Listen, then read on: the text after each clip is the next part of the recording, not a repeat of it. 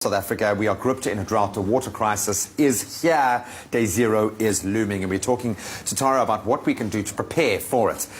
Is there a dry shampoo for a dog? We're not talking about like the chemical repercussions, but now we've got massive amounts of chlorine, all these foreign bodies being kind of dumped on our environment now. How do we prepare for day zero when it comes to pets? And I'm talking here specifically about people like me who have got two beautiful pups at home that haven't even thought about what they're going to do with their animals when water runs out. Yeah.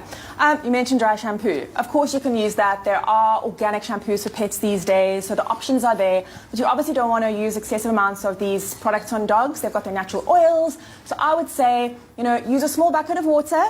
Don't put them in a bath. Don't do something like that. But just small bucket of water, wash them down, and also realize, if you're going to deal with a dog for a few months smelling a little bit stinky, it might be just a sacrifice you have to make. Most people in your house are probably going to be smelling just as bad.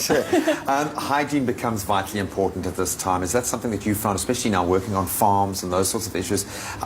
How do we approach the hygiene element of going through this? Yeah, that's massive because, even in our kennels, we've got to be mindful of diseases. We've got to make sure that we clean down the kennels every single day, clean down our wildlife unit, because these diseases can be transferred by human contact. They can be carried on people's clothing and shoes. So for us, we can't sacrifice washing down our kennels every day. So we've got to be using bottled water now, which is really stressful. When the taps do possibly run dry, then it's going to come down to all of our water reserves being used to do this because we cannot ignore it. Then, like you mentioned, in local communities, we've got to be sort of mindful that, these close relationships with dogs and people mean that there are diseases which can be transferred. You can have diseases like TB transfer between bovines and people. You can have rabies transferring, scabies, which comes down to hygiene. So there are a lot of concerns with people not having access to water for hygiene for themselves and for their animals. I think you're kind of taking, we don't want to be too alarmist with this, but it is scary stuff, and I think it's important that people take on the gravity of the situation. We've seen a transformation. You go through suburban areas, pools are empty, some pools are being used to actually store water as tanks. Safety then becomes a massive concern. We've heard some horror stories out there. What are your biggest safety concerns for pets, for humans during this time? I'm glad you mentioned pools because a lot of domestic animals sometimes go wandering around their properties looking for water sources. So make sure your pools are covered, but also make sure that they're covered with pet-friendly pool covers, because we've heard a lot of terrible stories where dogs have fallen into pools and then they get trapped under the pool covers. So simple things like that are really effective in caring for your animals when you're maybe not at home. Another thing I heard you mention earlier was, obviously providing water for your animals. Do not give your animals grey water. It's contaminated, has to be fresh water, just like a human would require. And then other simple things are storing your water. When you're going out to buy water, if you are lucky enough to find water in the shops nowadays, think about your animals. I was lucky to find some water and it is labelled for my pets. I'm not touching it. I'm going to move on to Appetizer or Coca-Cola, but the dogs are getting water. Yeah, no, we just moved on to coffee in the studio.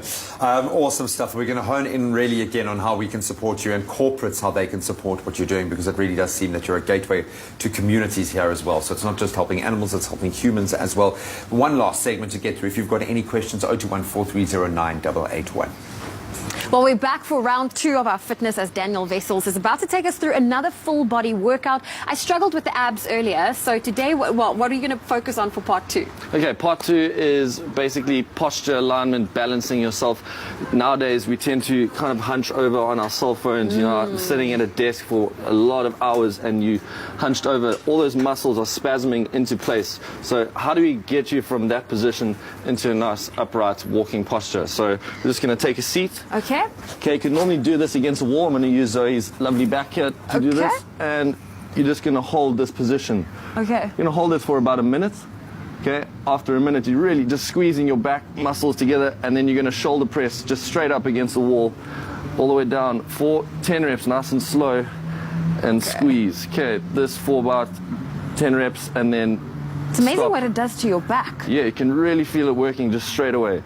Okay, that's just going to help align everything, spine nice and straight. Okay, from there, going to go into core. The dreaded plank. The dreaded plank. Okay, we're just going to enhance this version of it. Up, up, down, down. We're going to do this for about